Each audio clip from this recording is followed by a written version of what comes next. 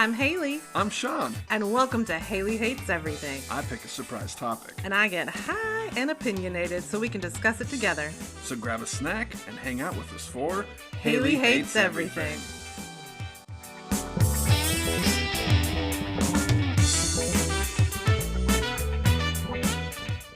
Hello and welcome to the Season 1 final full-length episode, other than when we got some bonus episodes coming to the rest of the year. But Season 1 final full episode, essentially.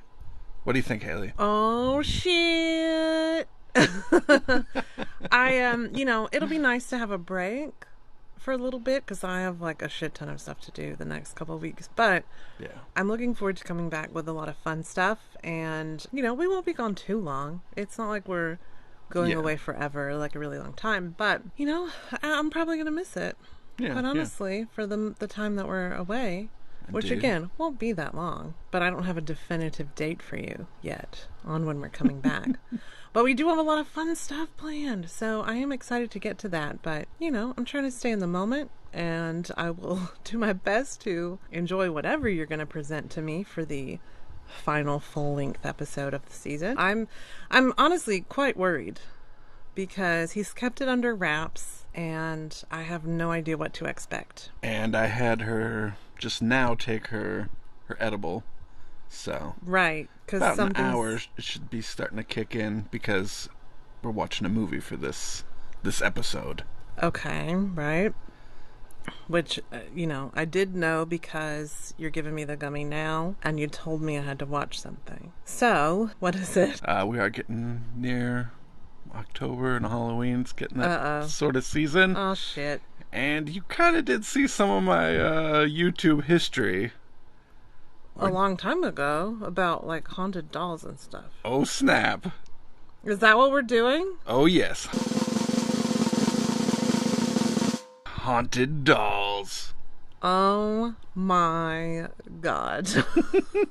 Y'all, no, dolls are shifty, and I don't trust them. And I especially don't trust a fucking haunted doll. So, what movie are we watching? Well, I figured if we're going to watch a haunted dolls one, why not watch the one that's most like a how-to video? We're watching Annabelle Creation. Oh, fucking Annabelle. I hate that bitch. I hate Annabelle. So in theory, we should find out how to make a good haunted doll. I mean, this doll's like quite haunted. No, look, I'll tell you how to make a haunted doll. Curse some people. You need blood drawn from someone. You've got to murder someone in its presence. There's got to be something real shady going on. And I don't want to just say witchcraft because as a witch myself, it's not about demon worship. So I don't want to get into that because that's usually the line of thinking that movies and everything take you down. That if it's witch related, it's devil worship. Witches don't worship the devil because they don't believe in the devil. So squash all of that stuff that there's got to be, you can't just make a haunted doll. There are sacrifices to be made, and most of them are human. So I don't want to make a haunted doll. I don't even want to get to know Annabelle, quite frankly. I guess we're gonna find out exactly how they went about making it and see what happens. Also, I'm sure it'll be all good. What kind of freak show sets out to make a haunted doll? Who's like, you know what? This little doll isn't creepy enough. Let me make it haunted. Let me paint this doll. I don't get it. I don't know why that would be a thing you'd want to do. Well, you're going to find out the reasons, I suspect. I guess so. Well, wish me luck. Pray for me if that's what you do. I gotta go watch Annabelle. Shit. All right. We will be back.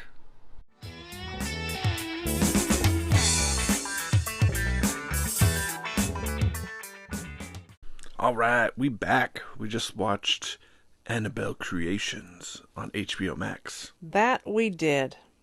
We sure did. Y'all, the things I do. But I will say, first of all, thank you, Sean, for making popcorn. Oh, yeah. Because when we were getting ready to go watch the movie, I was like, oh, are you going to make me popcorn? I didn't think he would have thought about that, but he did. And he was already planning to do it. And he made me some popcorn in the skillet. It wasn't just a bag of popcorn that you put in the microwave. It was skillet popcorn, y'all. And it was delicious. It's been a long time since I had popcorn. It was really good. Got pretty good percentage of the kernels popped and everything, too. Yeah, I think you Without did burning the popcorn. way better than Orville Redenbacher does, quite honestly. Hopping right into this movie. Yeah, so we're going to kind of talk about what we saw, what we observed as the highlights of this film about a haunted doll. Before we get into spoilers. Yeah. Well, that's kind of where I was going with this. Okay. We're going to talk about the movie. So if you don't want to know and you want to watch it on your own for some reason, then stop it here and then come back after you watch the movie. And so then you will hear our observations of this whole thing. And buckle up. Get yourself some popcorn as well. Okay? Because this is like, there's some jumps. Do you recommend people watching Annabelle Creations? Oh, man. Yeah, I do. You know what? I don't watch scary movies that often. It's something I try to stay away from because I will have nightmares. These images will come back to haunt me. Sometimes when I least expect it. You know, I feel like people who grew up feeling like their own life was a nightmare aren't really into scary movies. So I don't really like being terrified more than I possibly could have already been terrified. And so I try to stay away from them. But sometimes it is fun, and I like to watch a little bit chiller Halloween movies, you know, when we get into that season. And sometimes instead of handing out candy to children, we'll just turn off the lights and watch some scary movies at Halloween time, like on Halloween night. Yeah. And I think it's been a little bit since we did that because again, trying to stay away from scary movies. You know what really turned me off scary movies? And this is going to be controversial. Trump. After him, I don't want to see anything scary. Thank you. We've lived it. It's enough. So, yes, I would recommend if you want to watch a scary movie, this is decent. It's decent. It's a fun watch. There are some scary things, but I was kind of able to separate it from reality enough Yeah. that I could just kind of enjoy the little scares of it all and yell at how stupid everybody is. And not take it to bed with me, you know? Oh, yeah. And it kind of reminded me of just like snuggling up on the couch fall time watching some movies. And the popcorn made it really enjoyable too. Get yourself some popcorn for this. I think that really helped. Yeah. Just set the tone of like going to a movie theater, which we haven't done in, True. Lord, years. Yeah.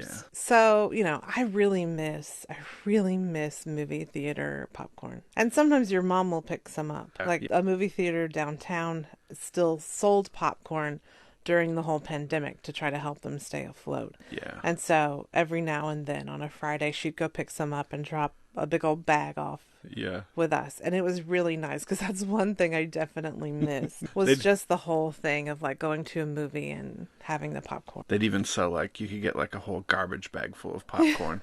Yeah. It was one of the options. Oh, way too much popcorn for two people. That would be, we could barely make it through the big popcorn bag. Yeah. Like even that, some got stale because we just couldn't handle all that popcorn. Yeah. But just to get the flavor, you know? And FYI, you can always heat it up a little bit in the microwave. Oh, y'all. Oh, my God, y'all. Did y'all know that? Because it had never dawned on me to put the popcorn in the microwave and heat it up. Sean did this whenever we had popcorn last, which was a little while ago. And it blew my fucking mind. Because I never thought about heating up popcorn. But y'all, it's fucking delicious. It's super yum, and I definitely recommend it. A little life hack for you. Oh, Jesus Christ. Can we don't have to call everything a hack just because it's different. No cap. Oh, Lord, you're getting all of it in. Oh, my goodness. It has been a season, but But yes, y'all get some popcorn, go watch the movie, and then come back, because we're about to talk about it. Yep. It's spoily time. Spoilies! That's my little tag thing. I should put some music under it and make it a whole thing. Oh, yeah. Nice. It's spoilies! All right, well, do we just jump into it? I guess so. All right, we are Annabelle creation. We see Annabelle being made by this Geppetto motherfucker in a barn, and he lives somewhere in the Midwest. Just doll pieces hanging from the rafters. Yeah, that's real creepy. I don't know why you would need to hang the doll parts from the ceiling at any point in their creation. The thing that kind of creeps me out a bit, too, is like, how does this guy... I mean, it's like chubby baby parts, right? Right. Where does this guy... Is he just carving these, you know? Does he just, like, remember his own child and be like, oh, yeah, okay, this is a chubby little thigh. You're saying, where is he getting the inspiration, and why does he know child parts so well? Yeah. Those are legitimate questions. Okay, yeah. It was weird. Yeah, I don't understand how a grown man gets into dolls. Yeah, crafting a chubby little baby body torso with no arms or legs, you know? Yeah. I don't know. I guess he carves it. I don't know. It's weird. Yeah, I guess Annabelle is wooden. She has wood parts. Yeah, I guess to start out, this seems to be kind of like Depression times or something, maybe? Yeah, like 1920s-ish. That's what I thought, too. Seems like it. Essentially, this guy is the man of the house, and his wife, we find out later, I guess, makes the doll clothes for the dolls that he makes. So they're both in this together, making the dolls. This had to have been the late 40s. Oh, really? Jumping, we'll come back, but so there's like, it starts out and then it's 12 years later, and at the very end of the movie, it's another 12 years later. Right. So that's like 24 years later, and I think that's got to be like early 70s or something like that. I thought that's where... Based on the clothing, yeah, I would say that. Okay, you're right. It's just, that far back, it all looks... Yeah, true. Equally devastating. It's just like this dusty house. It's a giant house with an amazing porch. Hailey loved the porch. Oh my God, y'all, I want a wraparound porch so bad. That's bucket list house thing. I want a big old porch. The southern lady in me wants a big old porch.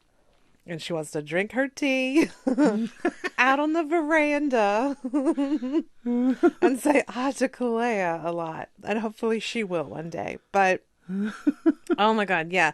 If that house had been fixed up a little bit and it wasn't in such a dusty location. Yeah, really. Like I want a stream. I want a forest. I want, I don't know, like a separate building that is my, like... studio. But it was a great house. Yeah. Especially for that time. And the porch was amazing. It was like if Dorothy was rich. Like from a rich family. That's the look of this place. Less greenery too. It was real brown.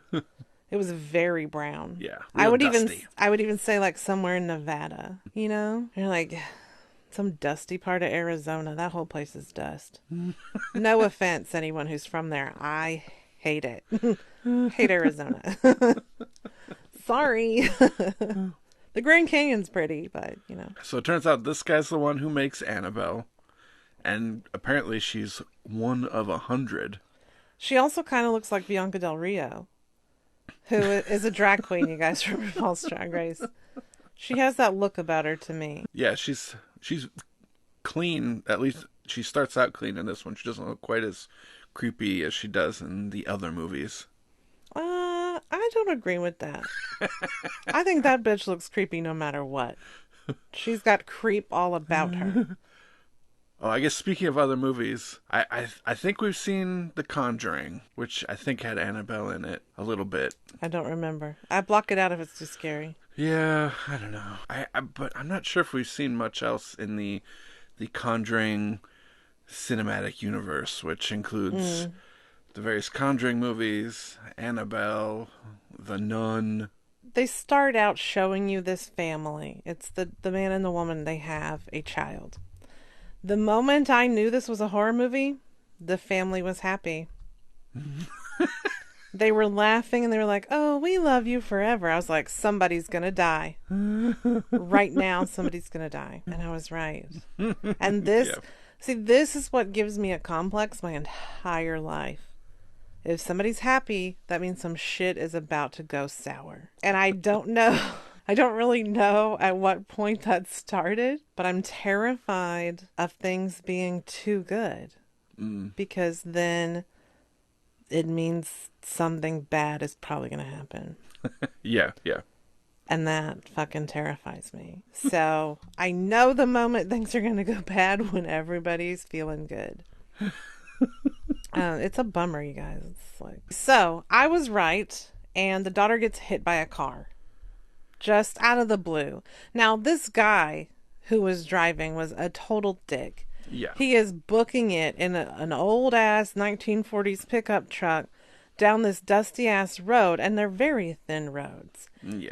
And this family that we have met, Annabelle's family, essentially, their car broke down. Their truck broke down. The dad is trying to change the tire.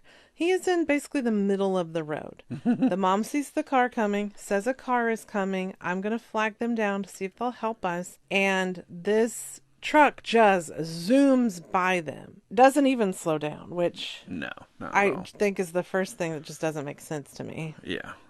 Dick move. The dad is trying to change the tire. He's pulling it and pulling it and pulling it. I don't know how tires work. This thing pops off like a nail or something. Lug nut. Okay, a lug nut. Jesus. And the little girl dumbly says, "I'll get it," and runs out into the road to get this lug nut. Now, she already heard that a car was coming. And no matter what, if you're near a road, you should look both ways. So it's really everybody's fault here, and the mom didn't tell the kid specifically to just stay in the fucking car. I don't understand, but the kid jumps out in the road like a dumbass and gets hit by a car, and that's it. She's done. She's gone. Yep. She dead. Her name was B. That's all we know. And she was a little girl, like I'd say 7, 6. Yeah, I have no idea. I idea. don't know how old kids are just by looking at them. No, yeah, I can't tell either. They're very tricky woo. Yeah. Okay, so. From there, it just cuts. 12 years later. Yep. And this bus full of orphans is going out into the country in this dusty ass place. And we're like, oh shit, we know where they're going. It's to this house. And the man and woman are now taking in this orphanage of, orphaned girls. I'd say ages, 8 to 18 or I don't know, something like that. Something like that. And so there's one of each age. They just kind of go up stairs. Yeah, this 6-ish. Girls, yeah. And this really hot nun.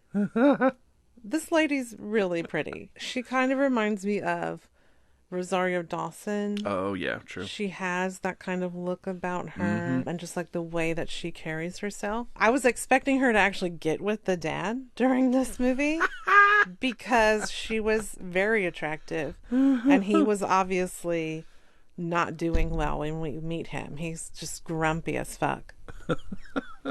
And I thought, okay, well, they said something happened to his wife. We don't know what's happened yet. He's grumpy as fuck. And here's this hot nun coming in. And obviously this is not like a Chester molester movie, so he can't get with these little young girls. He's got to go for the nun, and then that becomes an issue because somehow they're going to bring the religion thing into it and make her actually, wanting to feel pleasures of the flesh some kind of sinful thing because she's a woman. I thought that's kind of where we were going to go. I didn't know where Annabelle was going to come into that, but I didn't care. I was like, let's see this nun just be happy and do her thing. But that's not how. Back. Yeah, that's not how it went. So I'm not giving anything away there. But this house then becomes an orphanage. Now the man and the woman still live there, but these girls and the nun are now living in the house. And so they all pick their rooms and everything. People are, getting moved in. The nun moves into her room, and there's a dumbwaiter in her room. And suddenly the dumbwaiter's just open. Now here's another issue I have. When people in these movies, shows, whatever you have, whatever, when they go up the stairs, when they know shit is shady, when they peer into the darkness willingly, that's not what anyone would ever do. People run. They will leave. And that's what you should do in this situation. She sees that the dumbwaiter's door is open all of a sudden. And then she goes over to it and peers down into the dark chasm of the dumbwaiter. You can't see down there. Here's what I would assume if that was me. I would be like, what the fuck is in this room with me? That door wasn't open before. I'm very observant. This is pre-movies though, Hailey. They don't know about this stuff. They haven't seen these things. They don't need to. It's a gut feeling. They're not listening to themselves, and we'll get to that in a minute. I have some theories about this. Okay. What this movie is representing as well. Oh, interesting. So, if it was me, I would not even approach the dumbwaiter. I'd say, what is in the room with me? You're not allowed to touch me or get near me. And I would completely leave the room. Someone would have to come back with me to check the dumbwaiter. There would have to be flashlights involved. There would have to be multiple things. People would take care of it. And then we would nail that thing shut. Okay? I'm not fucking around. I would not approach the dumbwaiter. And also, I would assume if I leaned into it to look down into the darkness, either A, something's going to jump up at me from the darkness, or two, or B, I guess I should say, that door is coming down and it's going to behead me. Yep. Those are the two options. That was my exact fear. It was like, you guys stick your head through there, something going to happen, plop. Yeah. It's going to fall down, come rolling out into the basement. Snap. Yeah. Exactly. Those are the options you have. So stay away from the dumbwaiter. Don't peer into the darkness.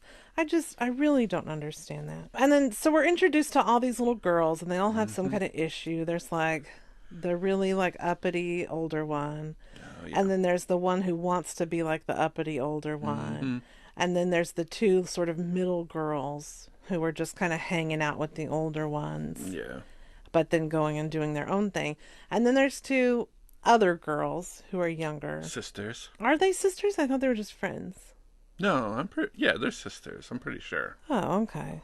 Well, that puts a different spin on it. I think. I'm pretty sure they were sisters. Well, if they were sisters, they didn't act like sisters. They just acted like friends. There was Janice. Yeah, Janice, she's got polio. Yep. And it's really a shame that there's nothing that has cured polio yet. Wink, wink. So Janice has polio, and then the other one has a little bob cut.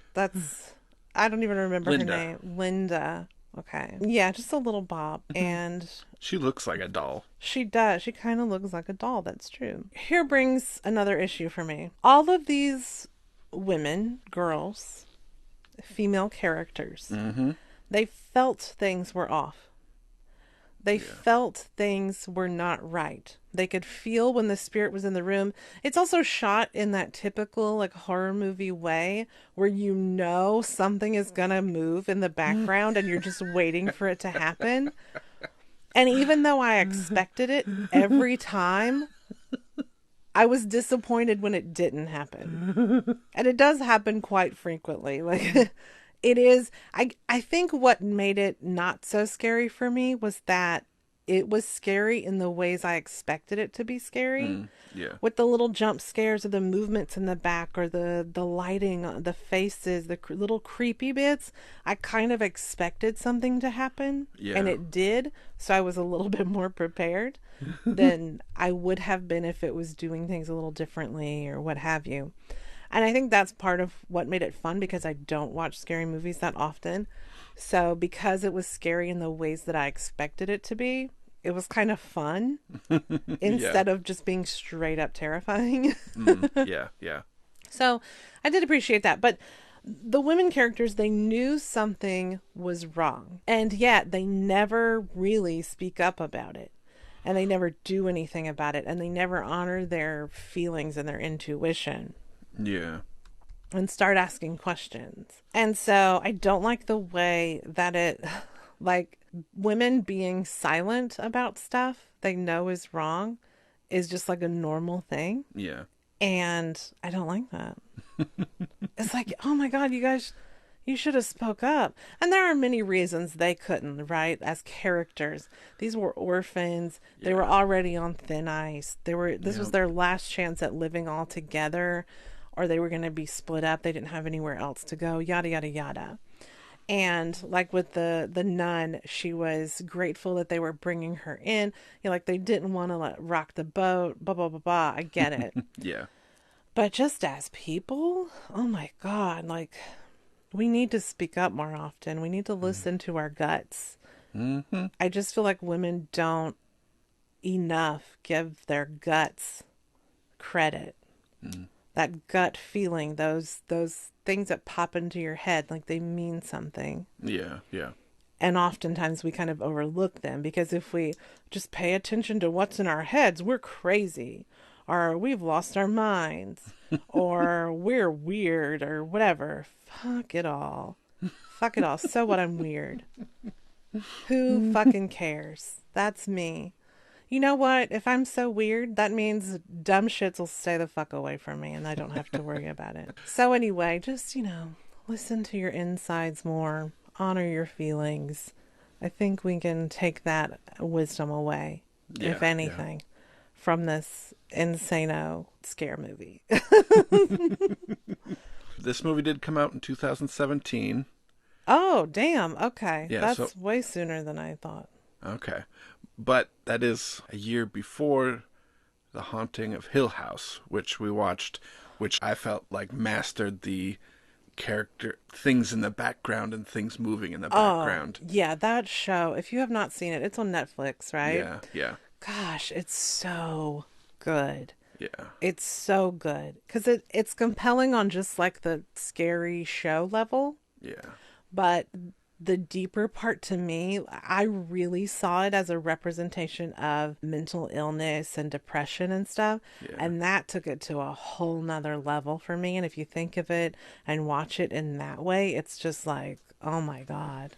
Yes. Just the whole like things moving and stuff. I think that movie or that show kind of really set us to like expect it and see it and stuff. So yeah, this one didn't have quite that master of it, but it still had good. But yeah, I think they had good use of the lighting that would have been in those situations. I felt like they used the lighting elements, and because it was really dark. A lot of it takes place at night in this house, and I felt like the way that they did the scares with the lighting and stuff made it creepier and more believable, because they're just kind of working with what would kind of be there naturally. Yeah, yeah. And that's why you just automatically expect it, because there are just these dark hallways that you can't see the end of, and you don't know what's back there. Yeah. And then you kind of see a shadow move or something, and it freaks you out. Yeah, I did think, I forget who directed this one, but I thought they did a good job with lighting overall. Like, oh yeah, just like some of the stuff, and there's like a couple spots where it transitions from night to day. Mm-hmm. And there's some cool, just kind of lighting effects there and stuff, and times where light's coming through slats in the boards, and just all kinds of stuff. Yeah, I did really appreciate that about it. So continuing on with the story. Yeah, so Janice, polio girl, she decides to go into this room. Something spooky's been happening. She's not really sure what. She finds a note that says, "Come find me," like the little girl used to give to her father. And she doesn't know about the little girl at this point. No. So she goes into this room that she is told not to go into because it's locked all the time. She has no business being in there.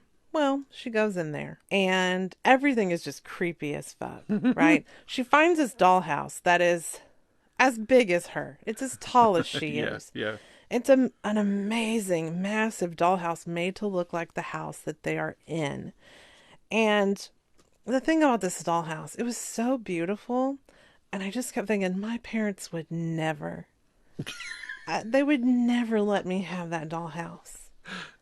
I never had a room that big, like as big as this girl's. Yeah, Oh my yeah. God. There was one house, I moved around a lot, you guys. I've moved 29 times in my life. And so there was always a new house, and there's some that I like more than others, of course. But there was this one that we looked at, I think when we were moving to South Carolina, and the room that I would have had was a really nice big room, and it had this bay window, and I just wanted to like set up a bench and sit at this window and read all day, and I just felt like it was kind of like a princess room to me. I loved it. Of course, we didn't get that house. So, but I always think about that room like, oh man, I wish that could have been my room growing up. And that room would have been more like the rooms in this house. But it also made me think of my Barbie dream house. It was in the 70s colors. So it was like mustard yellow and orange and and like off-white. And I loved that thing so much. I loved it. And when we got ready to move from Texas to South Carolina, my parents made me get rid of so many things. Anything that I loved the most, I had to get rid of. So they made me get rid of the Barbie dream house, which I was devastated about because I loved that thing. I played with it. I didn't understand why I needed to get rid of it Yeah. because I enjoyed it. And I think that was also the move where the box that had my collection of bookmarks that I'd been collecting forever, it was like a big Ziploc bag full of bookmarks. And my Dirty Dancing poster, that box went missing. I put that in quotation marks because I don't believe that's what happened. And I was super duper bummed. Yeah. Anyway, this dollhouse made me think of my Barbie dream house, but it's like way, way, way better. Yeah.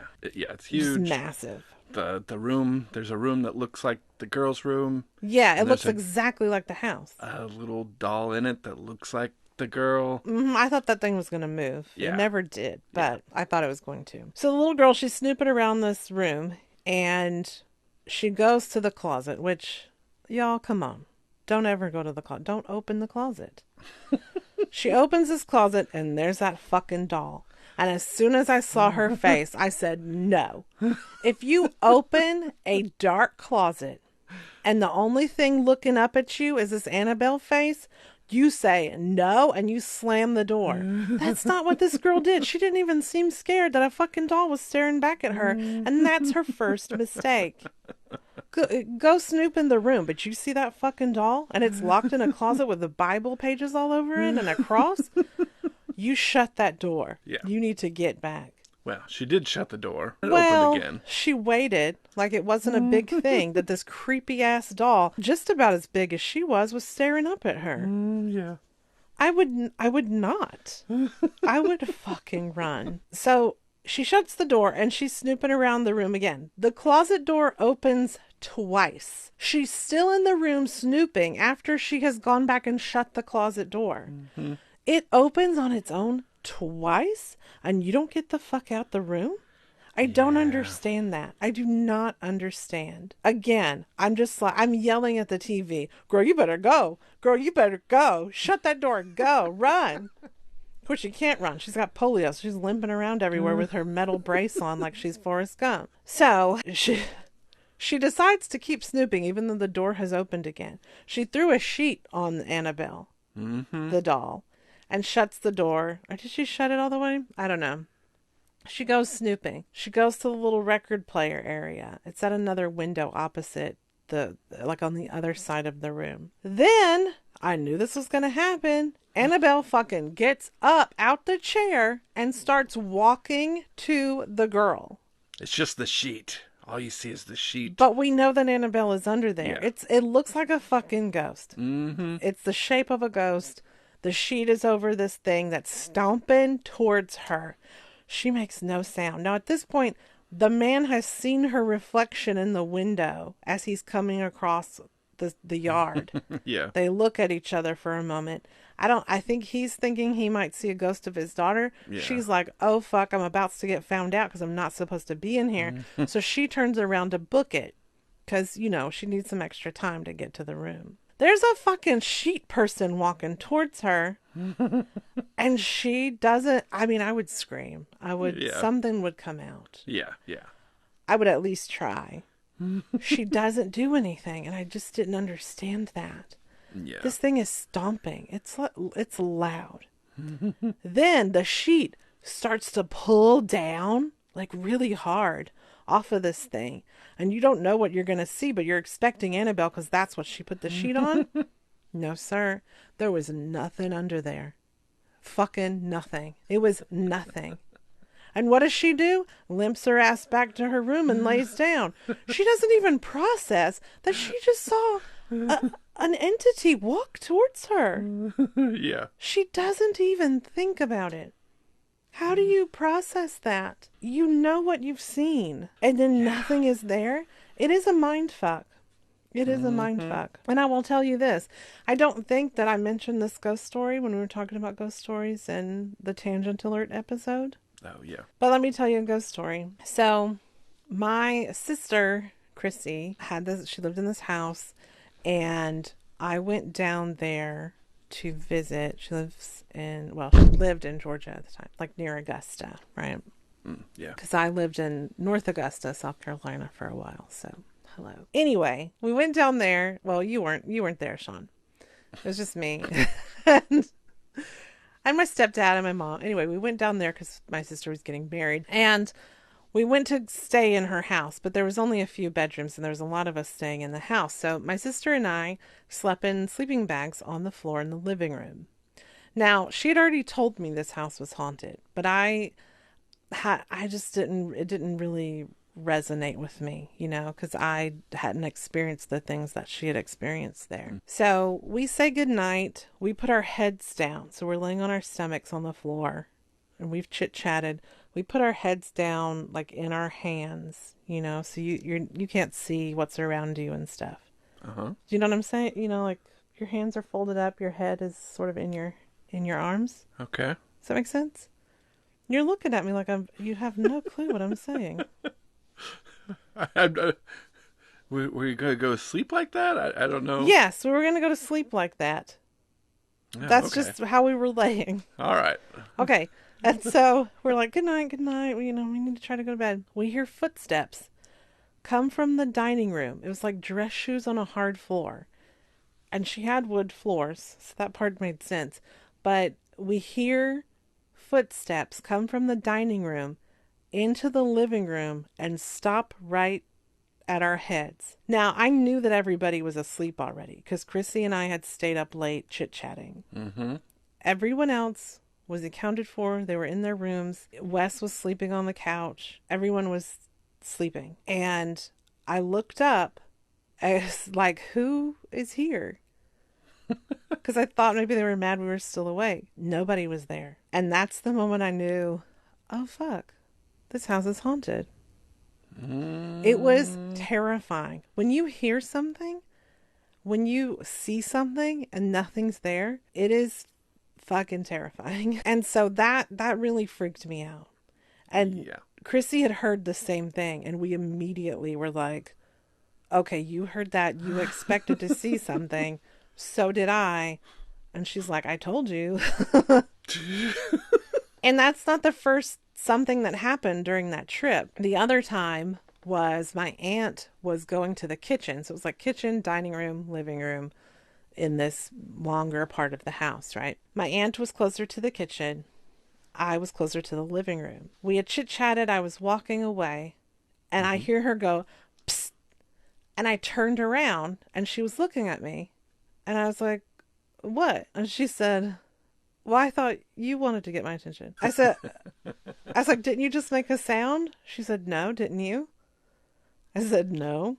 We both heard psst, and we both thought it was each other because we knew each other was like close. But no, neither one of us made that sound. And we heard it plain as day. And they heard the aunts who were sleeping in a different room heard whispers and stuff throughout their time there, with not, know where it was coming from. I had to stay in that house by myself while I was there, because once my sister got married, her and her husband, and then my mom and my stepdad, they all went to Dollywood or something. And I stayed there because I was going to hang out with my friends and my little sister.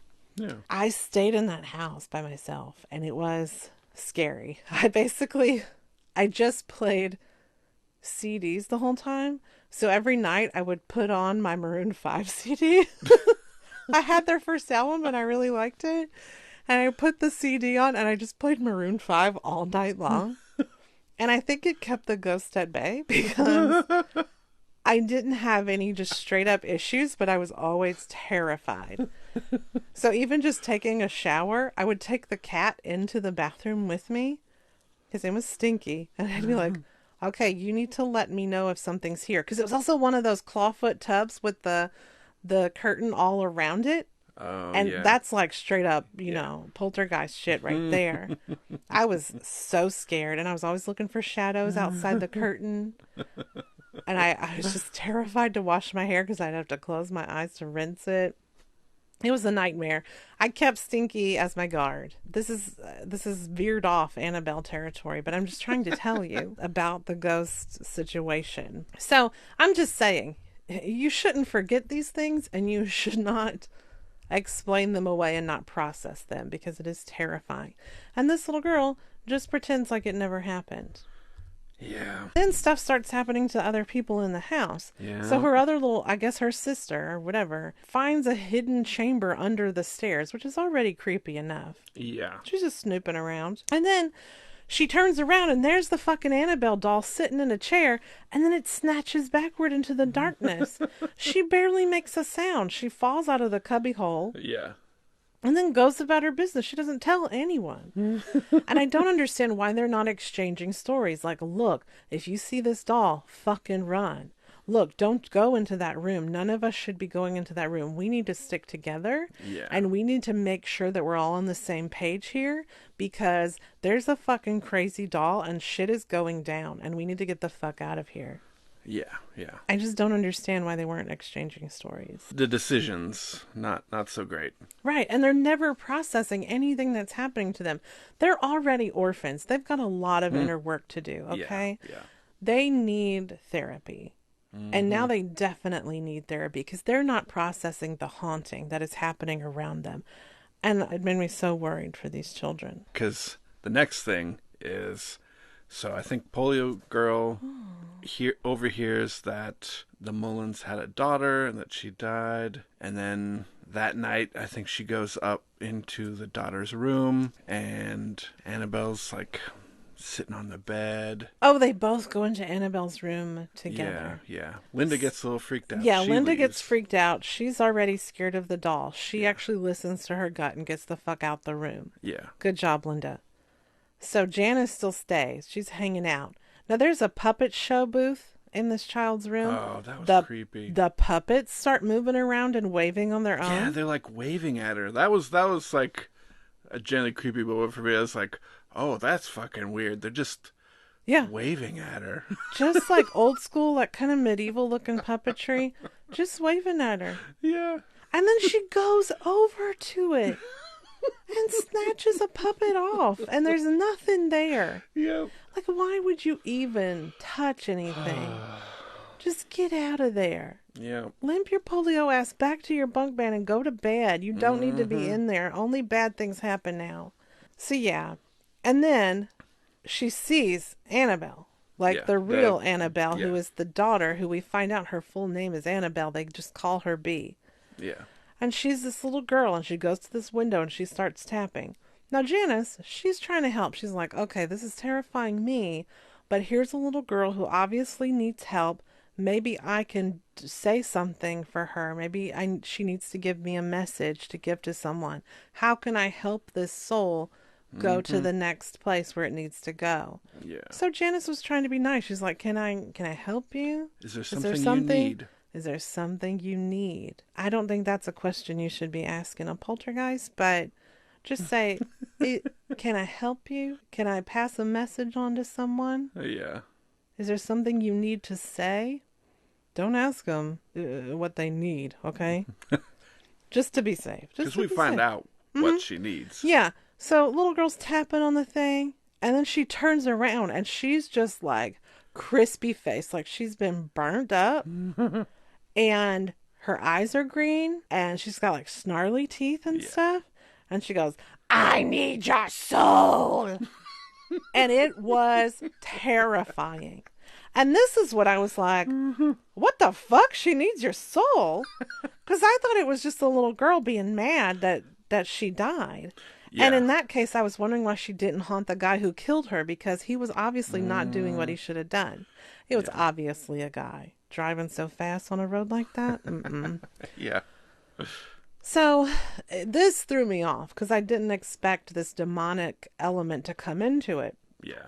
Now, I know Annabelle, generally speaking, I know Annabelle. I know she ain't right. I know that there is, evil there. I've heard of Annabelle. I have an idea about Annabelle. But I just didn't expect this level of demonic behavior happening at this point. So that terrified me. I was very scared. So yeah, Annabelle wants her soul. And so Homegirl is desperately trying to get away. Now remember, she's got a brace on her leg. She can only clinkety-clack, rock back and forth walk. And there is a motorized chair on the stairs. But for it to work, she has to buckle the seat. And she can't get the chair to work, and she buckles the seat at the last minute. Now, she's already desperately trying to get away from this thing. So now she's seen Annabelle become a demon, and then this cloud of black, smoky stuff comes out and is just swallowing the house whole, essentially. So she's on her little motorized chair trying to get away from this thing, and then, come on. It's a demon. It's going to make the chair go the other way. It's going to come get you. And I get that she was freaked out, but she's just trying to get away. And this is when this thought dawned on me. Stay with me here, okay? Okay. This made me think that the demon represents adulthood. And that essentially what is happening to this girl in this moment is that she's getting her period for the first time. The demon is the period. Her life is forever changed. She is no longer a little girl. She can no longer cling to the innocent dolls of her youth. She has to prepare for the real world now. Does that make sense to you? Interesting. I just saw it as maybe a metaphor for, puberty. Yeah. And how hellish it will get from here on out. Because later she does change. Yeah, and you know how teenage girls be, okay? So, I'm just saying, it has some weight to it, that theory. That's my observation. The demon ends up yanking her off of this chair and just dropping her into the middle of the room. Yeah, just down into the foyer. Yeah, didn't really do much else to her, so the next thing, she's coming back in a wheelchair now. Yeah, just both legs don't work now. Which ends up leading to her getting wheeled out into the yard, and then... Well, okay, so here's where I had some other questions. All right. Because so far in this Annabelle creation movie, we're not learning about how Annabelle was created. True. We're not learning where that demonic force comes from. It's not just a little girl who misses her family and is haunting her childhood home. There's something else there. It's not the little girl. And I was like, why would this child just be so evil simply from being hit by a car? Mm-hmm. That didn't make sense to me. And I thought, if you're so mad, haunt the bastard that killed you, not your family, right? And then I also asked, how are we explaining away what we've seen and what has happened to us? Because the girl comes back in a wheelchair. She's just kind of sad. They say, she's just not feeling good right now. Bitch was dropped from a third-story ceiling, lost a boot in the process. Her legs don't work. She knows what she's seen. And she's just acting like everything's fine. How does she explain away in her mind what she has seen and what has happened to her? Because she did live through it. Yeah, yeah. And that's when I was like, we're not really learning how Annabelle was created. Yeah. And also, I was really mad at her for not warning anybody. She did not ever bring the other girls around and say, stay the fuck away from this doll. We need to murder the doll. We need to get out of here. We need to stick together. We need to watch each other's back. Shit is getting real. I don't have my legs anymore, and y'all need to listen up. Yeah. She never said that. The first thing she should have done is told her sister not to go back in that room. Hello. Because thank you. Once they're done talking, the sister goes right up. She goes right back to the in. room. Oh, there's something in there? Yeah. Or there's a noise? She looks through the Go in keyhole. that. Is this when she looks through the keyhole? Yes. Oh, fuck. Okay, so here's the thing. You are in a creepy house. You've seen some creepy shit. Mm-hmm. Something creepy has happened to your sister. Yep. You hear a noise at night in the creepy room. And you're like, oh, should I go in? First of all, no, bitch. You shouldn't go in. You should run. Secondly, you look through the keyhole. Here's the thing. When you look through the keyhole, expect your eye to be poked out. That's what I expect. Right? Don't get up to the keyhole. You stay away from it. That's when something comes out at you. Now, she lived through the keyhole experience, but what did she see through the keyhole? That fucking Annabelle doll in a rocking chair, rocking back and forth. Now, when that rocking chair starts rocking, don't be knocking. Run. So, I just don't understand why that wasn't the first thing. But what does this dumb little white girl do? She opens the door to peek in there. Be like, did I see what I think I saw? Bitch, just listen to your guts and run. Yeah. But no, she looks in the room, and guess who's not in the rocking chair that's still rocking? Fucking Annabelle. That is when she decides, okay, I'm going to go back to my room. And that's when she has the gun. Yeah, yeah. And it's this little, I don't know what it would be called. It looks massive, but it has a ball in it on a string. Yeah. And when you shoot it, you can reel the ball back in like a fishing pole. And so she does that. Now we know something is going to snatch this ball. And it does the second time that she shoots it out. And it yanks and it yanks and it yanks. And then it pulls the gun away. Now she gets terrified, of course. And she runs and gets on her top bunk. And she stares and she hides. And it's creepy. Like, why not shut the fucking door instead of staring into the darkness? That's the other thing. That's why I make sure that all my closet doors and everything is shut. Otherwise, it's a chasm of darkness and you don't know what is going to pop out. I will never let a closet door be open in my vicinity when I'm trying to sleep. It ain't right. Okay, I don't like it at all. I will make Sean get out of bed and go shut the closet door if it's opened while I'm in bed. And we essentially have curtains as closet doors, and that still counts the same. Shut the curtain. I don't want darkness staring at me. So I don't know why she didn't just shut and lock the door. That's what I would have done. Yeah. She gets onto her top bunk. Well, guess what, y'all?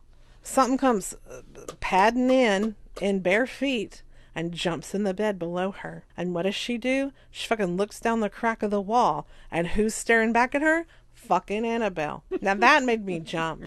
I was terrified. I gasped. Yeah. And I don't know how you would live through that, right?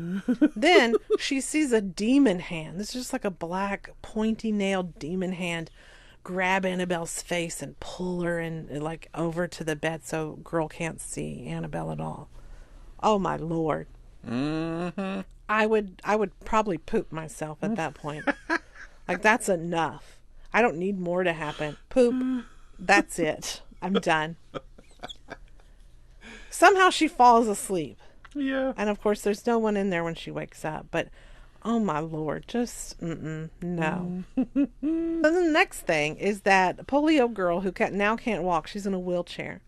And the nun has to leave her there so she can go help the old lady, because we find out that the mom, she had some shit happen to her. And I guess we can go ahead and talk about that. We find out that this demon, so essentially the daughter was dead. They prayed to whatever would listen to them that they wanted their daughter back no matter what. And they would honor whatever entity, energy wanted to deliver their daughter to them. So then they started having poltergeisty things happen, and they realized it's the daughter. Well, she felt good about the daughter haunting her. Yeah. But then they realized it's not the daughter. We've invited this entity to live here. Yeah. It asked to... Yeah, it asked to move into Annabelle. The doll. Yes, the doll. Annabelle. The doll. Oh, that's right, because we've already stated the daughter's name is Annabelle. Yeah. Sorry. The demon, they didn't know it was a demon, asked to move into the doll in order to hang out there more. They thought that was the daughter. No, it was the demon. So now the demon lives in the house, and the doll is the haunted doll, right? They find out the demon is coming through this doll because the demon has attacked the mother and scratched her face and stolen her eyeball. Like some sort of demon burn on her face. Yeah, it's like a hand burn, but like out pointy her eyeball and everything. Gross. Yeah. Yeah. And so she wears this mask made to look like a doll face on half of her face, like she's the Phantom of the Opera. Yeah. And she stays in this curtained bed all the time because she's just hiding her demon burned face, Phantom of the Opera style. And that's what she lives in the house. We find out she's not just like some scary lady. Anyway, where was I going with that? We find out essentially there is this demon. Yeah. And this demon wants soul. And here's the thing, here's the other question, and I know I wrote it down somewhere. The demon says, I want your soul. Now, I thought the demon had already asked the parents for a soul, essentially one of theirs, so it could live in the real world and move about the cabin, essentially, instead of being stuck in the doll and with the doll, right? And they denied it, and it got mad, and it tried to kill the mom, but somehow didn't succeed. They took Annabelle, they locked her in a closet that they had a priest come. It was covered in Bible pages. They doused it with holy water. They put up a cross, all that stuff. And they kept Annabelle locked in there. Essentially, that would keep the demon locked away in the doll, in the house, where it wouldn't be able to get out of that space. So we find all of this out from the mother later on, but essentially the mother is there and she needs help. She can't really do a lot of stuff for herself, I guess. She can't walk very well. Yeah, apparently something is something else, I guess, instead of just her face. She's missing the eye, but otherwise I didn't know what exactly was wrong with her. So the nun goes to help the mom, and then some entity starts pushing the wheelchair girl into the creepy barn and locking her in there, like dumping her out of her wheelchair, locking her in there. This thing pretends to be the nun, but is just like dead and blue and demonic looking.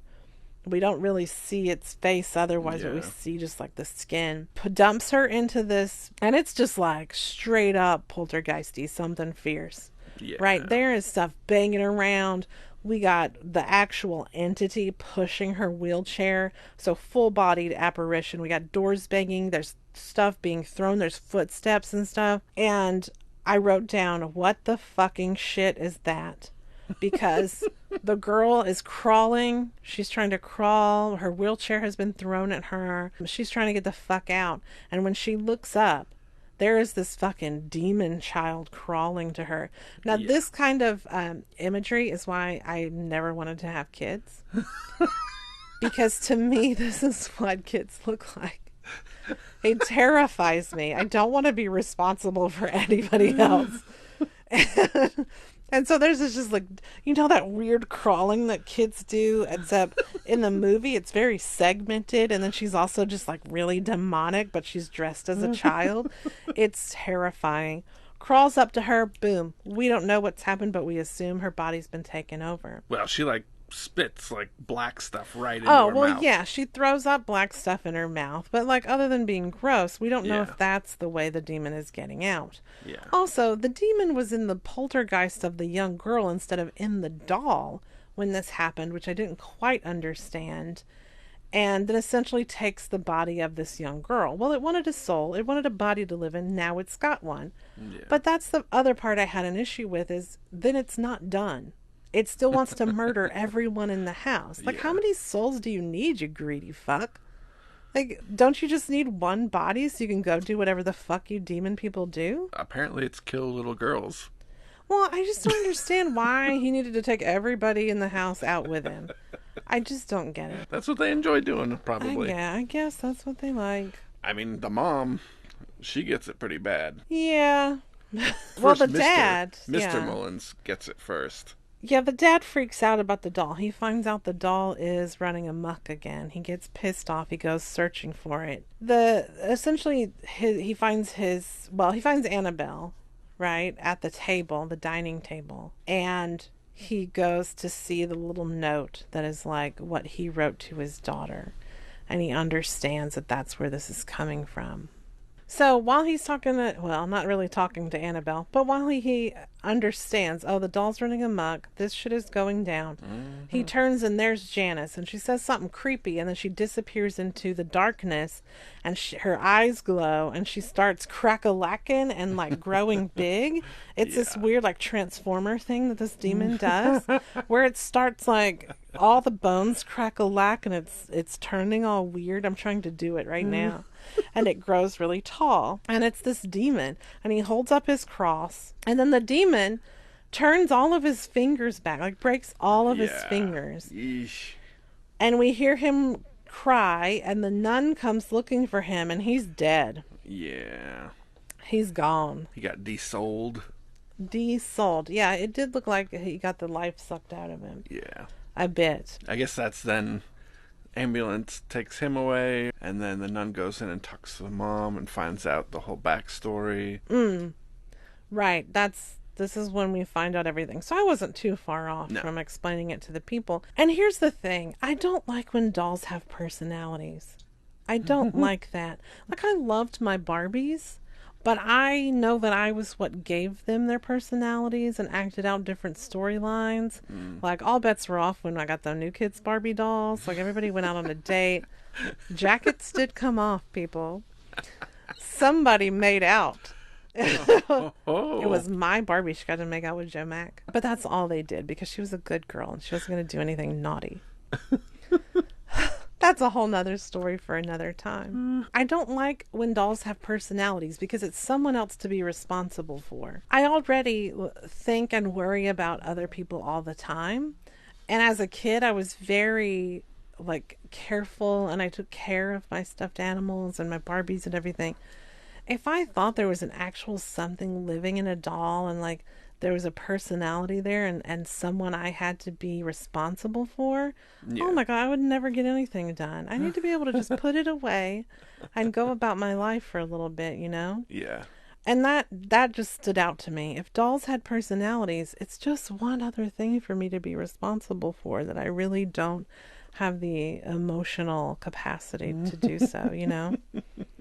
I just need the things that are for me. And that was just a lot to me as I was thinking about it. But nobody learns.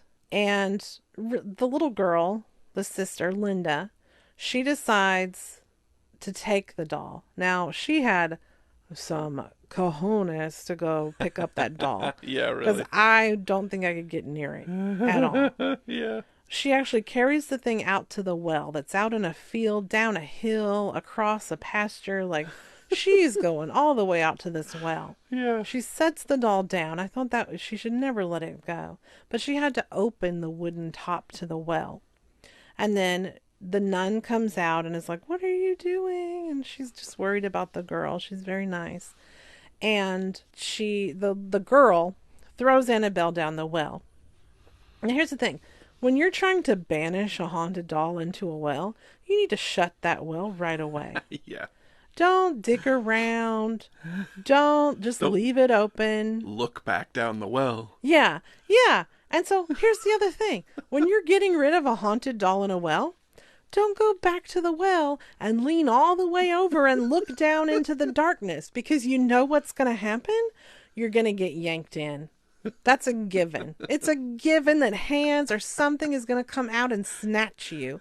And you're probably not going to be prepared for it because you're stupid enough to look down into the well. Yeah. So that's the thing. Close it up immediately. Get the fuck out of there. Don't peer down. Don't lean over. Close it. Yep.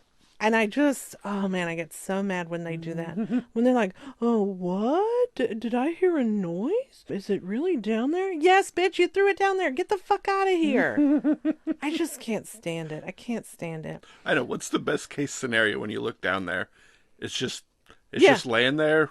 Yeah. There are eyes looking back at you like, I just don't understand. And you can't see there. It's only worst case scenarios when you look down there. Yeah. It's all bad news.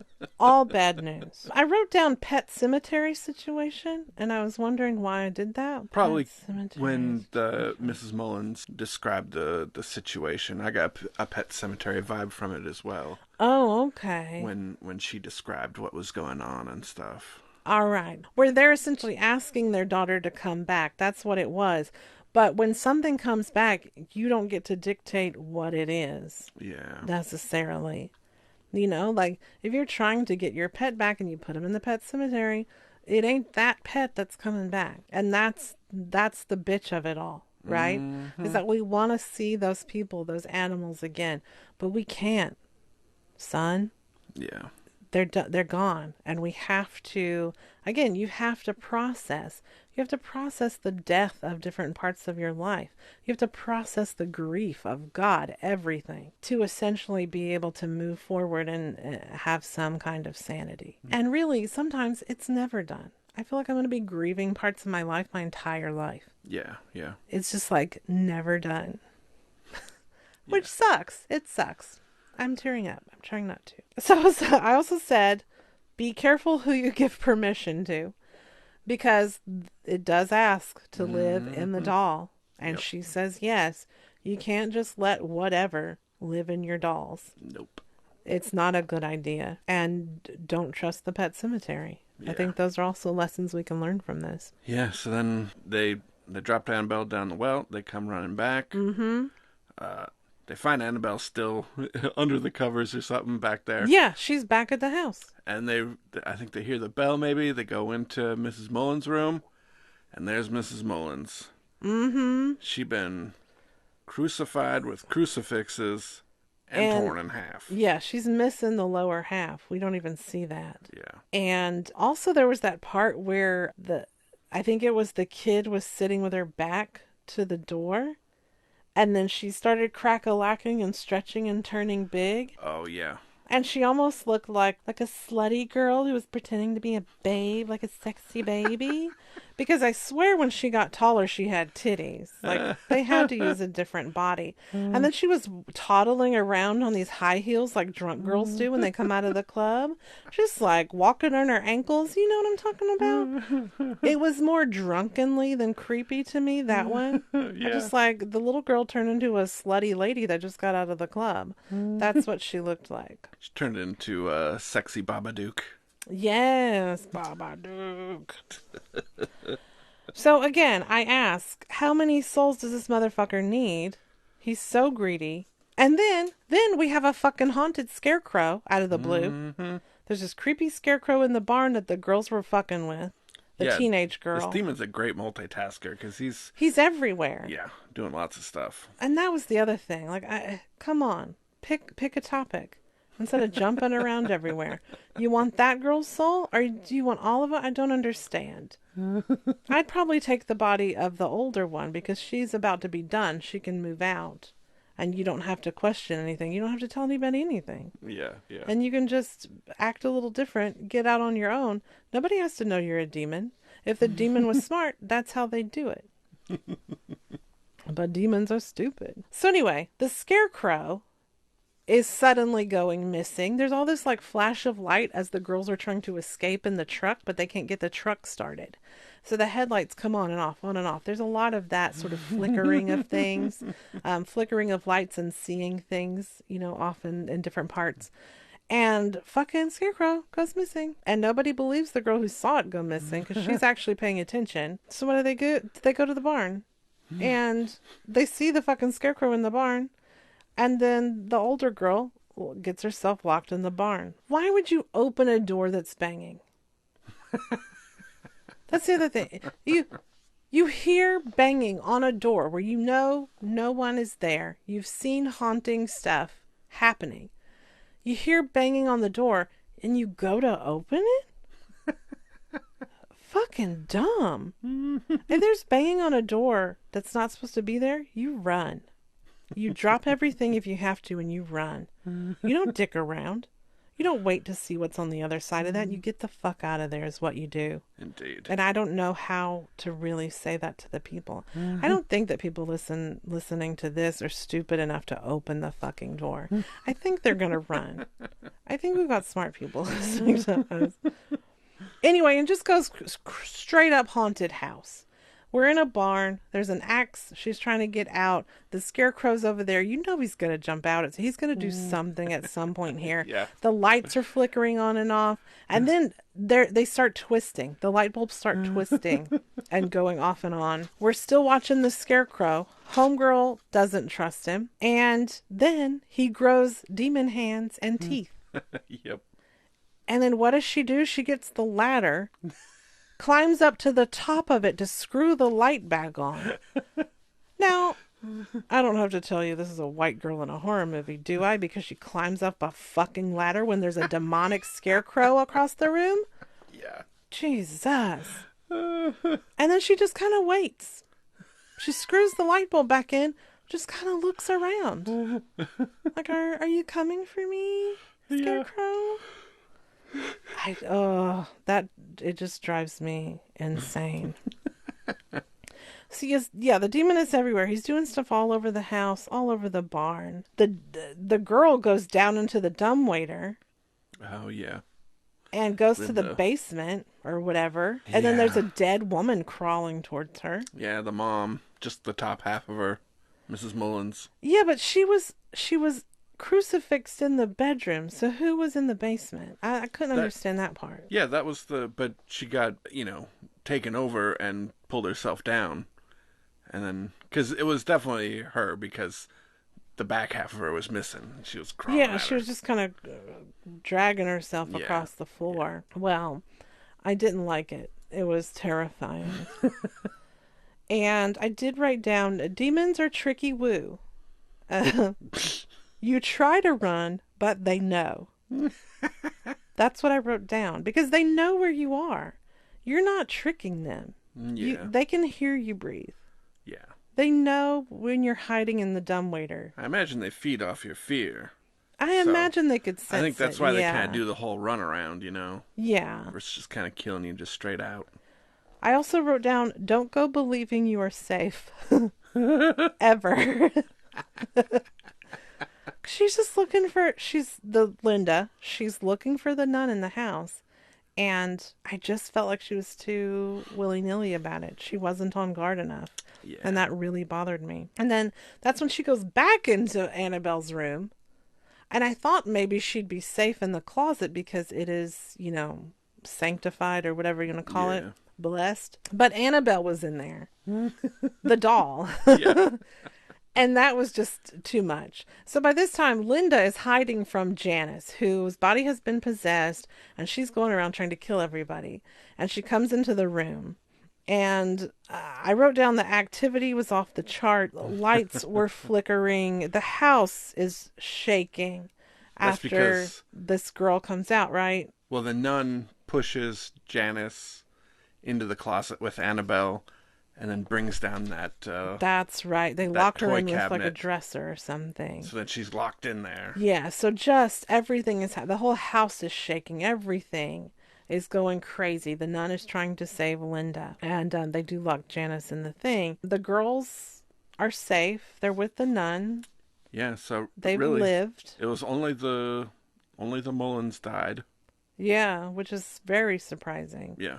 Really, considering. And the police come. Janice is not in the closet. She's eaten her way out. Yeah, and she tore through one of the walls. She's out on the wind. No one can find her. We don't know where she is. Annabelle is there, but the priest has apparently, done whatever he does to dolls in order to make the demons go away. And so we're told the doll is fine. Yeah. She's a conduit, but she's been cleansed currently. Currently, I guess being the operative word. But then, oh my God. So everybody's leaving this house And Linda has a doll that she's taking with her. It's this doll I think that... Janice's doll. Yeah, I think it's Janice's doll because Janice fucked her doll up Yeah. when she was trying to kill her. How could you ever own a doll again? No matter what it looked like? How could you? I wouldn't have any stuffed animals. I wouldn't have anything considered a doll Yeah. at all. I wouldn't have action figures. Nothing. I would not do that. And she was clinging to this little thing, and I don't understand. So then it flashes over to another orphanage, and there's two people coming in to, in theory, adopt someone. And we kind of get the feeling, oh, it's got to be Linda's got to be getting adopted. Right. Boom, turn around, it's Janice. And she goes, "Hi, I'm Annabelle." Yeah, so she's now taken on the identity of Annabelle.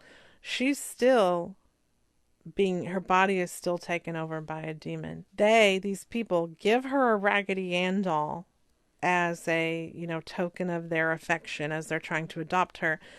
If you know anything about the real story of Annabelle, this is based on something real. And the real Annabelle is actually a Raggedy Ann doll. Yeah. It wasn't a museum for a bit. But the real Annabelle is a Raggedy Ann doll, so that was a little like winky wink thing I guess they did. Yeah. And then it goes to 12 years later. It just goes to 12 years later after all of this. Janice/Annabelle has grown up to And be looks a woman. nothing like you would assume she would look. She looks nothing like the little girl she once was. Yeah. Completely different face and hair and everything. So somehow I think this is... I think we haven't seen, I don't know which of the Annabelle movies, but I think this is where it ties into the next... Okay. I think I have a timeline thing here. Okay, so... Yeah, so then I think, it ties directly then into the Annabelle movie, I believe. Just called Annabelle. Okay, because then this grown adopted Janice is going bump in the night. Her adopted parents wake up. Then she comes in, slices her dad's throat, and then some dude comes in. It looks like they're part of a cult. And then I guess he kills the mom. I don't know what's happening there. The neighbors kind of see something happening, and the man goes to check on it. And I'm assuming some shit goes down from that. Because then it looks like the lady who's the neighbor is actually in the other Annabelle movie or whatever. Janice's name was changed to Annabelle, and she was adopted by the Higgins family. After she grew up and joined a cult, she then returned to her adopted home and murdered her parents. Oh. And then somehow, the Annabelle doll goes to someone else, or I don't know, something like that. That keeps on going. So, they actually have a timeline here. So, it should be that 1943 was when the Mullins' daughter died. So then it was 1955 is when this movie happened. Okay. I thought it was way earlier. Yeah, I did too. But apparently not. Okay. Well, and then they have this close-up of Annabelle at the end, this little jump thing. And I was expecting this bitch's eyes to move or something. This bitch waited till the last minute when it started to fade to black, and then she turned her fucking head. And I jumped. I was terrified. I hate Annabelle. Well, Hailey, have you wondered if you would want yourself to go into a doll? No. I don't. Well, in case you did, I did find on spellsofmagic.com a spell for casting instructions for go into a doll's body. Like right away or once you die? No, apparently this is just while you're alive. You can just do it whenever. Oh, okay. So, you lay the doll in the middle of a pentagram. Of course. Things you will need: a pentagram, a candle, and of course the doll. Just one candle? Why not 5 for the points of the pentagram? Just one. Did they say what color? No. So you lay the doll in the middle of the pentagram and say this chant 9 times as you hold the unlit candle above the doll. Spirits of the night. You're going to say it? You gotta say it 9 times to do it and have all this okay. stuff. So I think if I say I it was like, one don't time, bring nothing into this house. if I say it one time, I think it's okay. Okay. As long as I don't say it 9 times. All right. Spirits of the night, I wish to transfer my soul into this doll's body. I will become a doll on this night in this place. Make this me, Spirits of the night, I will awaken as this doll. Awake! Do they tell you how to get back into your body? No. What happens to your body when you're in the doll? Hold, you're not even done with the I got the questions. spell here. So then you sit the candle down and leave the doll laying in the middle of the pentagram. On the next morning, you should leave be a the doll. candle unattended all night? That's It's dangerous. unlit. Oh, okay. Yeah. You never light the candle? Why do you need it? I don't That doesn't know. make sense to me. Does it light up once you're in the doll, or? And also, I'm not sure. as a detection mode for knowing when you're in the doll, that's not really needed because you're going to be in the doll and you're going to know that you're in the doll. Yeah. And what do you do once you're in the doll? Can you make it move? Can you walk? Can you do stuff? Or do you just sit there? Because that's not fun. Why would you use all your magic to get yourself into a doll if you can't do anything but sit there? Yeah. It's fucking annoying. Well, the comments say, it won't work, so. Durr. You don't even light the candle. How do you expect it to work? I just don't get that. That's it?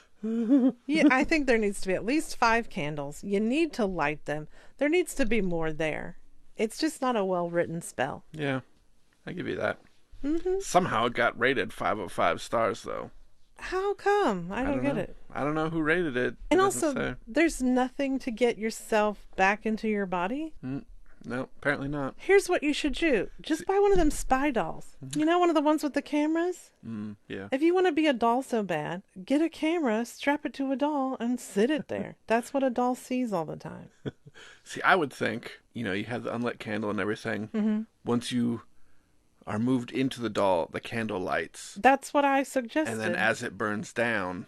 That's your time to be in the doll? Yeah, that's what I would expect. They don't. I mean, a good candle, that could be like 120 hours or something. It's a lot of time. I guess that depends on how long you want to be in this doll, is how big of a candle you get. And like, how are you choosing what doll you're in? I was going to ask you, if you were going to transfer your soul into a doll and possibly scare people and stuff, what kind of doll would you transfer yourself into? I don't know if I'd want to scare people. I think I'd just want attention. I think I would transfer myself into like a hot animatronic doll. Like a real doll, but not just for sex. I'd want to be like super hot and then see how people treat me. Because I'm telling you, hot people get treated differently than not hot people.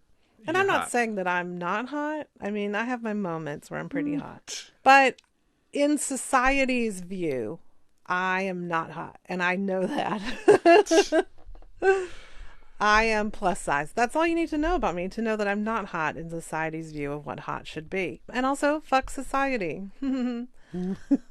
So anyway, I think I'd want to be transferred into a hot animatronic doll that looks like a real person, so I could just be someone else for the day and see how people treat me. I don't really think I'd want to scare anyone. Yeah. That's a waste of my time. If I can transfer myself into a doll's body, wow, I'm fucking strong. I need to have a mission when I do it. I don't want to be scaring people. Ugh. I want something real. I want some real shit. Can I go into a store and go to Tiffany's and steal all the jewels and get away with it because I'm just a fucking doll? I don't know. Huh. Interesting.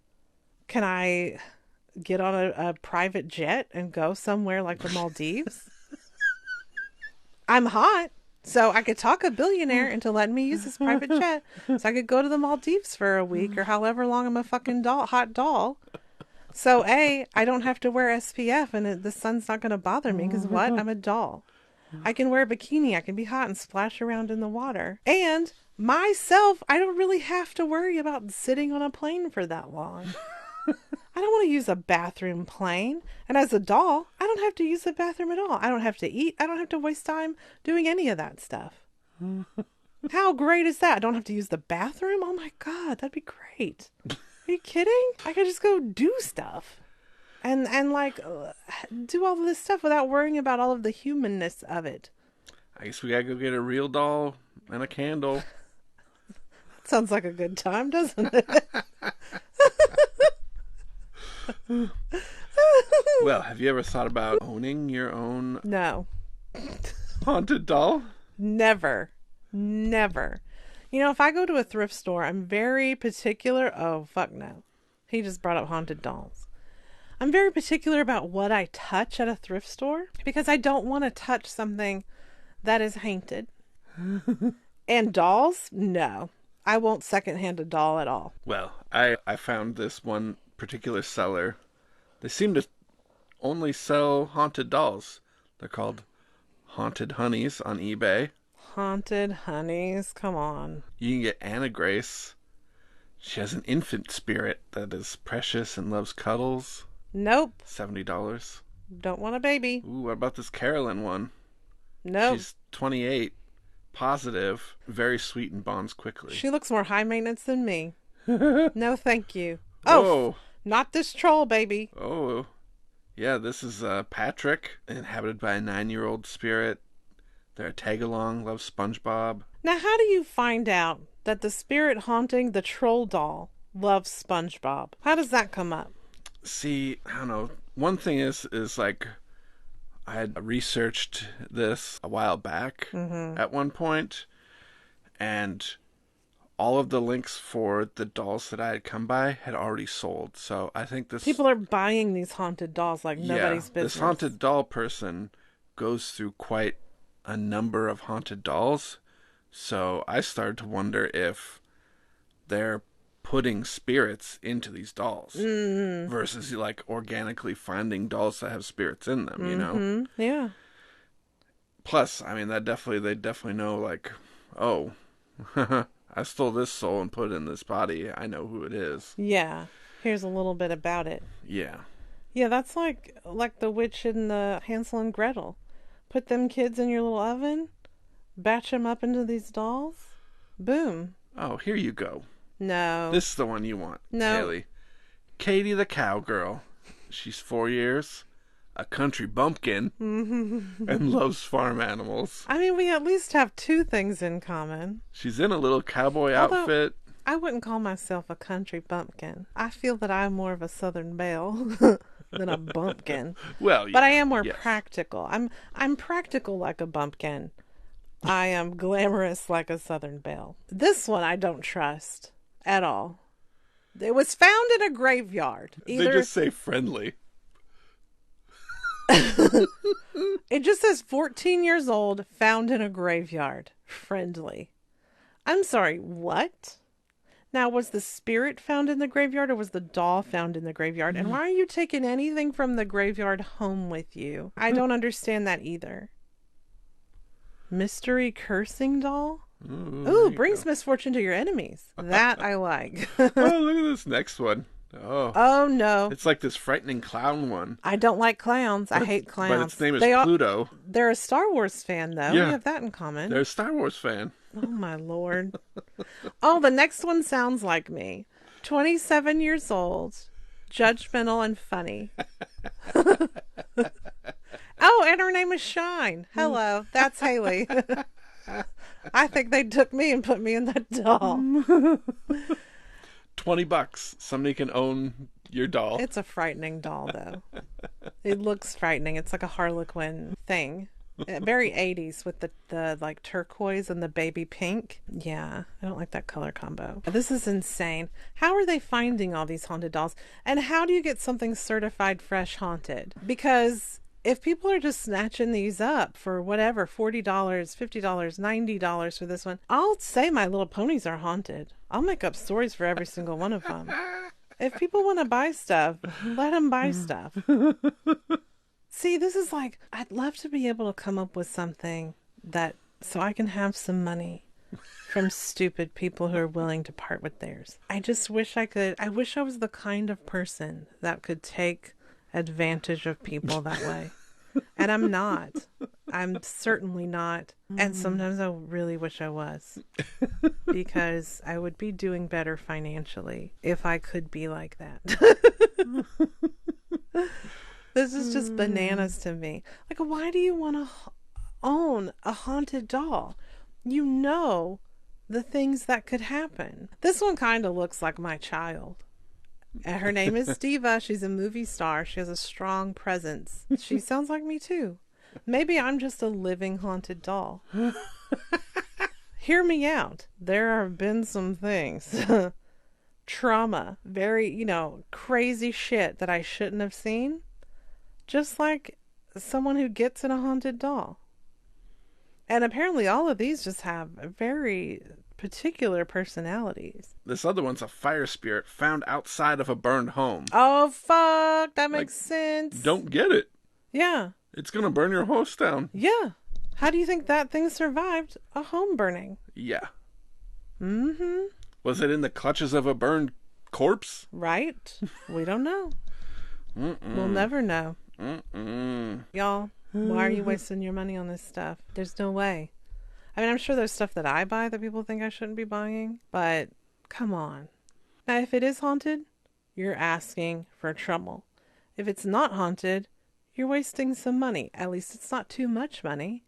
You could have more expensive hobbies, so I guess whatever. If you've got the space for them, who's dusting all of these dolls? I don't get it. Dust piles up so fast. I'm always dusting. Hate it. Haley. Yeah. What? What if I told you I wasted some money? You'd better not have brought a haunted doll into this house. If you tell me that you're going to spring up a haunted doll that you spent $25 on and brought into this house, I will fucking run. That's what I'll do. Did you bring a haunted doll in this house? It's a little bit different. What the fuck did you bring in this house? If you could just lift up your pillow there. No, Sean. No. No, you didn't. No, you didn't. Sean, I'm not looking under the pillow. There better not be someone looking back at me. It's nothing bad. It's nothing bad. Is it a haunted doll? No, it's not a haunted doll. Sean, this ain't right. It's under my pillow? Yeah. I'm scared. What is that? It's a little sack. Okay, I'm not touching it. Why not? You can tell me what's in there. What's in the sack, Sean? What's in the sack? Well, it's actually Guatemalan worry dolls. So, what they are is, at least as the stories go, I don't know, I'm not from Guatemala, but they're basically these little dolls that like kids would especially use, and at night you tell each of the dolls one of your worries. You put them in a little sack and stick it under your pillow, and the dolls will help take your worries away. Oh, well that's sweet. Yeah. They're not haunted? No. You sure? Yes. All right, let me look at them. If something pops out at me, I'm going to be very angry. It's a little canvas bag, you guys. It's blue. It's just got spiders in it. I'd beat the ever-living shit out of you. They would arrest me. I'd be like, he gave me haunted dolls. What else was I supposed to do? All right, it has a little piece of paper in it. Guatemalan worry dolls. He was right. According to the legend, Guatemalan children tell one worry to each doll. He's told us this when they go to bed. All right. And the dolls have taken all the worries away. That's very sweet. Oh, and they're very tiny. Yeah. They're like kind of the top segment of your pinky finger. And they're made of sticks and some fabric tied together. Oh. And they have a little bit of fabric on them, like they're wearing a little clothes. They have stuff that looks like hair on top. Oh, they're very pretty colors, too. This one has a face and little arms. That's 3. There's 4. That one has a little face. This one's frowning a little bit. That one I don't trust as much.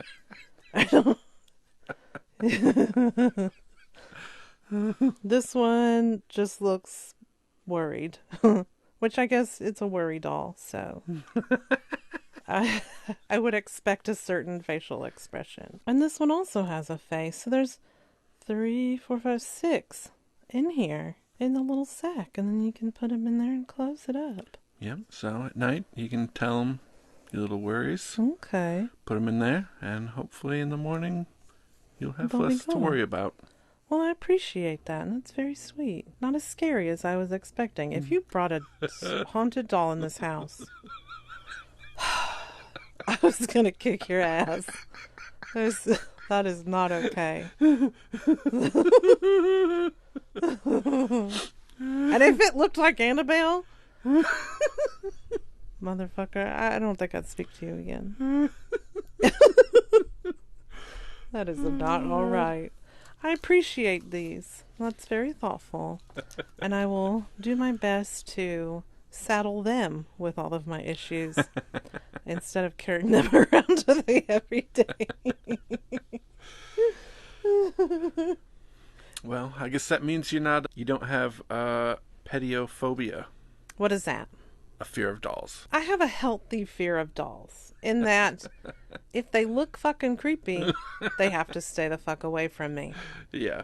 But I enjoy, like, I loved Barbie dolls as a kid, and I did have a few baby dolls, but again, I basically dressed them and did their hair cute. I wanted them to be, like, hang out with their friends and go do fun things.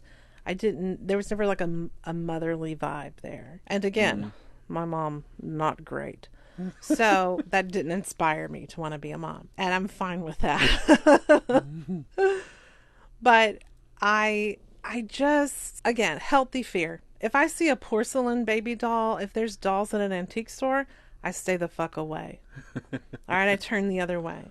Yeah. But a Barbie doll with some cute clothes or nice hair, I'm going to look. I'm going to be like, oh, that's cute. Oh, sometimes when I'm in Target, every once in a while, I'll go down the toy aisles because I want to see what the kids have now that I didn't have then. Yeah. And I want to say, these whippersnappers nowadays, I didn't have that. I always say, when I go down these aisles, I would have killed someone for that when I was a kid. No, I never would have. I didn't like to kill anything. But the idea is there. Did I want one of them plush ponies that was big enough I could ride on it? Absolutely. Did my mom never buy me one and told me she didn't buy me one because I was too fat? Yes, she did. So I never had one. Oof. Because apparently I was too fat to have a lot of the things that I wanted. But I like to look at the dolls. I like to look at the toys that the kids have nowadays and say, oh, that's cute. Oh, man, I would have loved that when I was a kid. That's great. But if, again, porcelain, if it's one of those creepy motherfuckers, no thank you. I don't want a baby doll. That's just ripe for the demonic possession. Well, speaking of kids, Oof. If you're a parent, I got a new, Halloween tradition you can start. Uh-oh. What is it? And it is called the Doll in the Hall. Oh, shit. So instead of the elf on the shelf, you do the doll in the hall. Now, I would say as a parent, that would be funny. Even though I think as a parent, I would never want to freak out my kid that bad where I would then have to be responsible for staying awake with them in their room at night because they're terrified of the doll in the hall. Yeah, true. So like as an auntie or something where you don't have to necessarily deal with the consequences of terrifying a child. Yeah. The doll in the hall might be just fine. So basically, this mom got a creepy doll, and I think the daughter, she told her to throw it away or something, but then the next day it was back somewhere, and then every night she'd place it in a different spot. Yeah, so they've basically done the elf on the shelf stuff, from pictures I've seen of people. I don't fuck with the elf on the shelf. But yeah, this lady has pictures. The doll's sitting on the day bed. She's laying in a closet. She's hiding in the trash can. This doll is everywhere. And that would terrify me as a child. Absolutely. I would be forever fucked. And there's definitely no way I would have a doll after that. No way. I was so scared you were going to have bought a haunted doll. And that was what I was going to find staring at me from under my pillow.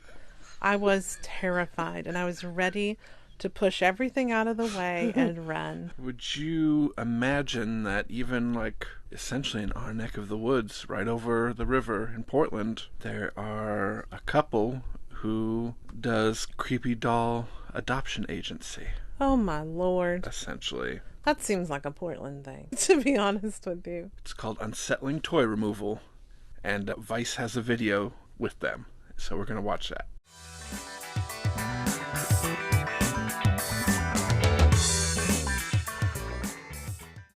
just watched Creepy Doll Adoption Agency, which was about this company called Unsettling Toy Removal and Rehoming Wow. at unsettlingtoys.com.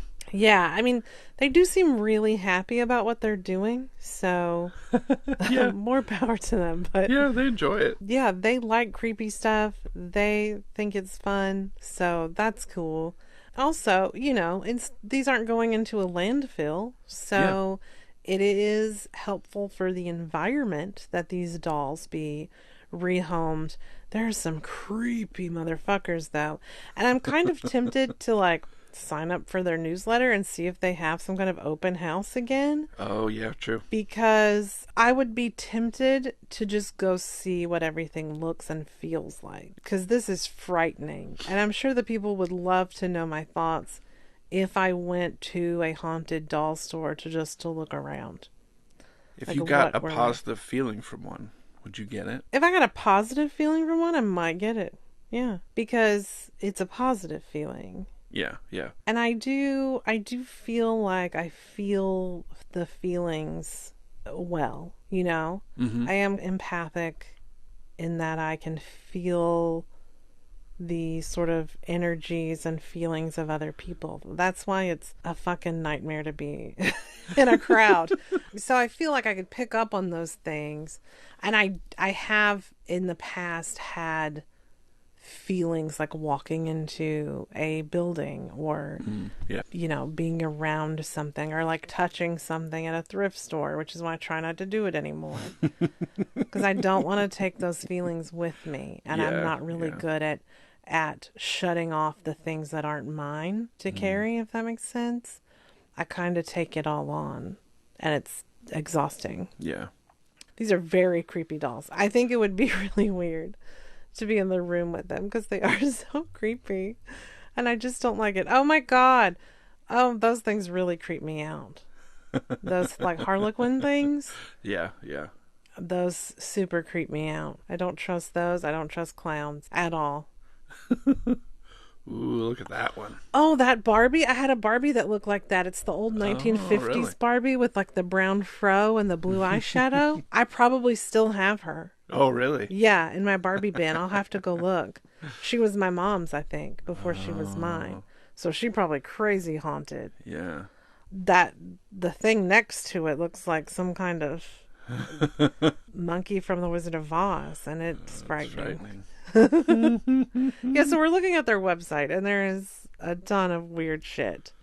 Yeah, so you can look at their website and see the unsettling toys they have available, but you can't just straight up buy them. You actually have a little, because they don't want it to go to the wrong home because they had someone burn one and stuff. So, well, how is that bad? I mean, they bought it. Can't they do whatever? And if it's haunted and it's bad, let's burn it. I had a dog like that. I had that dog when I was a kid. It's kind of like a little metal dachshund thing with the little tail that moves back and forth. I remember you telling me about that. Yeah. And the flappy ears like that. I had that dog when I was a kid. And I think I've had that one too with the yarn bangs. I've had that doll before when I was a kid. I still think I'm maybe a haunted doll, you guys. Just like a giant haunted doll. with style and class, but a haunted doll nevertheless. Oh, I don't like that one with the big forehead. I don't trust a too big forehead. I'll tell you that right now. If your forehead's too big, you need bangs. I'm just going to go ahead and say that. I don't trust that strawberry looking one. I don't trust these dolls. That one's got Doc Brown hair. You know that one's been through some shit right there. That one's flux capacitors all the way fucked up. Well, I think that is the content I was bringing to you. We've exhausted the haunted doll. I mean, there's more. There's always more. I mean, some of these things we could just do endlessly. Yeah. On YouTube, there's tons of people who do stories about haunted dolls and all kinds of stuff. So if you're really interested in haunted dolls, you can find lots of stuff. So do people with haunted dolls, do they come forward willingly and easily for all of these people to have so much stuff to use? Like these people who do YouTube videos, They're constantly, I'm guessing, finding people who say they have haunted dolls. Is that just so common that we don't realize that all these people have haunted dolls? That's bananas to me. That it wouldn't be an exhaustive search to find the people you're looking for with these particular topics. Do you know what I mean? Yeah, yeah. Oh, Lord. I did have that.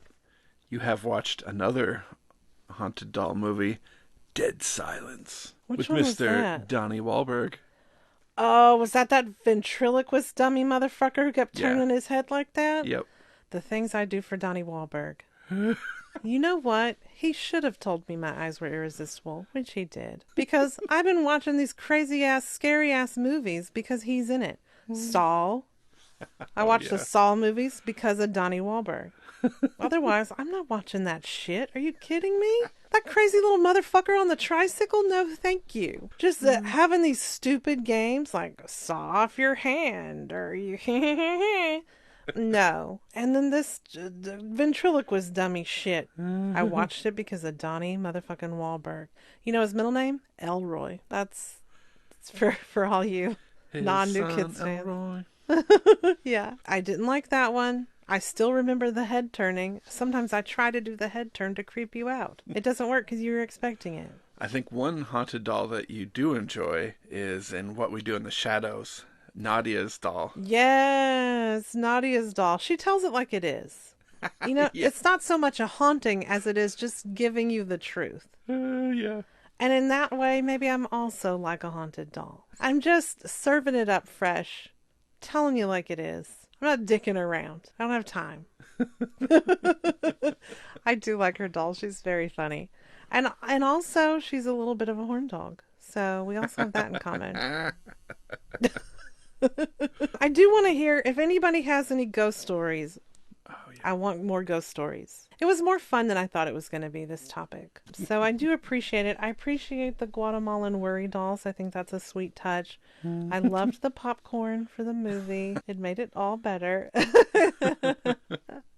So I had fun. If anybody's had a haunted doll, I want to know. Oh, yeah. Has any doll you've ever owned? Or maybe a friend. You went over to your friend's house. Did they have some creepy doll you didn't trust, you didn't like, you stayed away from?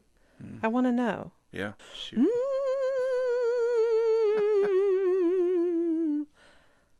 That's my spooky impression. And just remember, if you get into a spot where you think there's some ghosts or something, open up your phone, go to Spotify, play some Maroon 5. True. Ghost Repellent, Maroon 5. Remember that. That's another good thing to write down for this. Absolutely. Now listen, if you have anything you want to let us know, you want to get in touch with us, you can leave us a voicemail. I'm still under the impression it's a minute or less. You can email us at HaileyHatesEverything@gmail.com. You can follow us on Instagram. You can check out our website, HaileyHatesEverything.com. It's all pretty simple, pretty laid out there. It's easy to find. There are links in the description, so it's easy. It's super easy, you guys. Get in touch with us. We want to hear from you. We enjoy it. We are asking the universe to send us messages from people. So help out the universe and help us send us all of your hauntings. We want to know about it. P.S. I need your soul. If you wake me up saying that, I will punch you in the face. I will punch you and run. I'm ready. I'm ready to run. Well, we hate to say goodbye, but we will see you next time. Bye. Bye, y'all.